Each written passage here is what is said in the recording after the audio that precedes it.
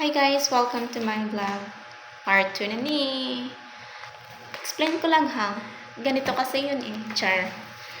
Um, maano lang ko, ma-comment lang ko sa mga ging palaptaya, mga fake news. Mga ka-neighbors namon diri sa Fortune, ging palaptaya na ako may sala, pati sa kanlaon, ging palaptaya man nga sala ko.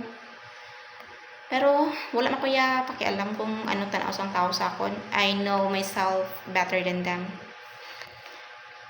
Nga maano man ko na sila. Kagway mo kung kakaon na sila balay nga maano ko na sila man. Tod man. Ging pagwaya abi na ano na nagulagay kami kay tungod ako ng lalaki ko kuno.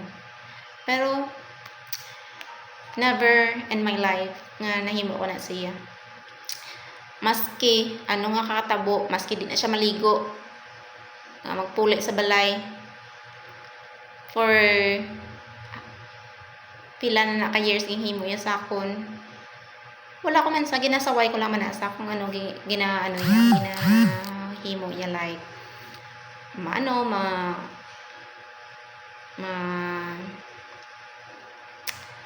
masugat siya sa akon, dapat maano man siya, mailis man siya, I don't know, maybe na touch man aya nga pride, pero wala ko man siya ging ano sang damo nga tawa sa kamila man nga duwa. Then after that, ang punot dulo talaga ng lahat is one time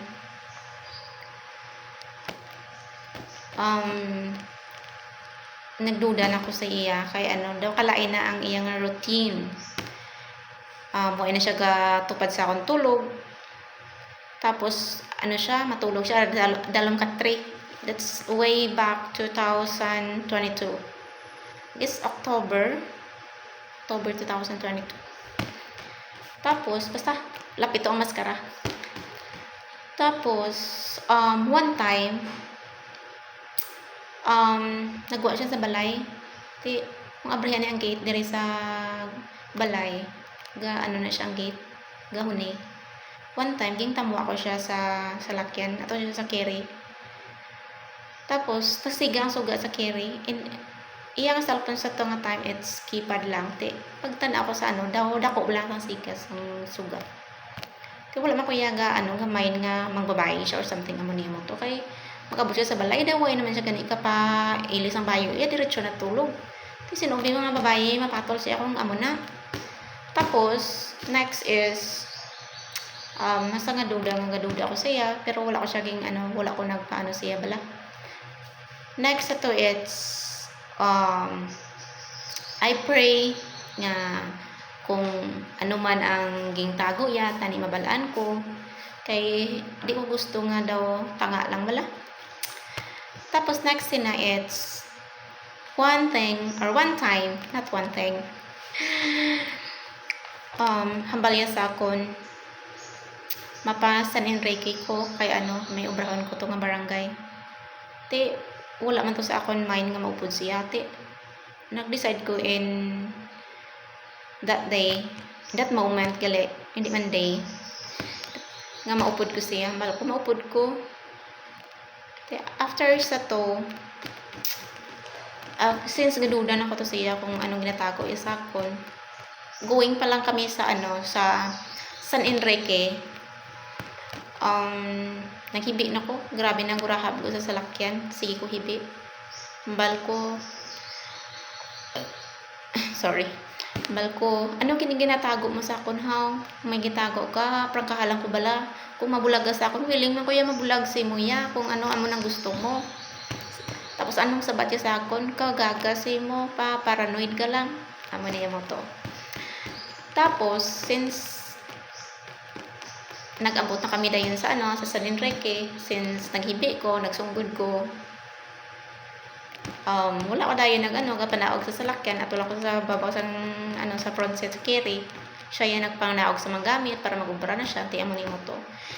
Ti akon kinopra sa tong time is nag ano ko panghimos-himos to sa sulod sa carry kay ano damo mga papel mga resibo Tapos, pag open ko sa likod ng carrier, it's my cellphone nga may keypad. Di iya nga cellphone sa tunga times, hindi siya keypad.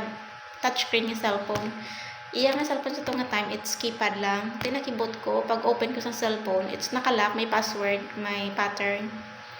Tapos, try ko draw ang pattern like mga letter Z. Wala. Hindi pwede. Tapos, grabe kurog ko sa tunga time. Tapos, ginkuha ako ang SIM card, saksak sa akong cellphone. Tapos, pawala lang ko. Pero kakurog na ako ng mga kaunod-unuran. Charot. Tapos, pamangkot ko siya sa tunga time. Kung ano to pag palapit niya sa akon, gitawag ko siya, hambal ko, may hambal ko siya. Hambal ko password. Kinuha ko siya cellphone password. Hambal niya sa akon nga, di ba hambal mo sa akon nga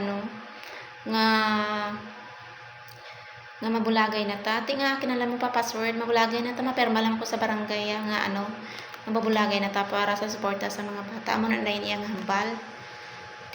Ako sa tunga time, it's so praning. I was not able to control my emotion. Nagpanaog ko sa salakyan, gisundan ko sa kabit-bit ang cellphone. Ginsundan ko sa babaw sang barangay hall sang San Enrique, hambal ko password. Kung hindi mo na siya butangan password ang cellphone mo, book-on ko na imo mga glass nga gipang install. Tanawon ta kung sino makapamayad. Mo nang hambal ko sa iya. Tapos next to it's wala gid siya ging panglapusan ko na yung first lampos, pak! Ay, wala pa siya ng buka kay bakod-bakod gali. Next one sa to, it's sige na ko to hibi. Tapos sa dalo, may mga gaubra bala sa barangay nga ka-finishing sa barangay to. Ato sa babaw kami, daw artista kami, naghibi ko, hambal ko. Ngaging himo mo ni sakon, ginapasan dan ako permi. Nga ako ng lalaki, ikaw manggali ang may babae. Grabe, hibi ko to. Feeling ko artista na ako sa to kay damo gatanga sa akin sa babaw. Charot lang. Amo tong hambal ko. Tapos nahuya siya guro nga damo tao gatanaw sa mo hambalya nga. Since may upod siya to nga isa, hambalya mig tapusa lang ng obra mo kay kay mapuli kami. Sa to nga time nagpuli kami to nga di oras sa Bacolod from San Enrique. Since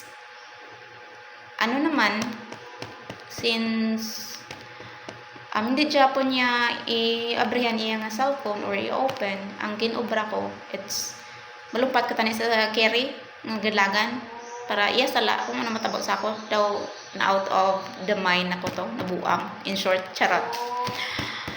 Tapos amo to dayon nga gidlagan ang salakyan, damo ko to may nadula na gid ko sa akong pamisaron sa tunga time. And then nakakita ko sang pangtiltig sang semento. Itiltig ko man tani isang tiyan ko, gintisting ko tani kung madutlan tiyan ko, galing na agaw ya. Wala na nahaboy ya. And then ging gubayang lock sang carry sa piyaka sa side ko para hindi ko makalumpat. Tapos akong bayo nga small size, pag abot ko rin extra large, ginggapo siya ko para hindi ko maglumpat. Tapos amo lang na. Next naman sa part 2 naman ang continuation. Bye bye.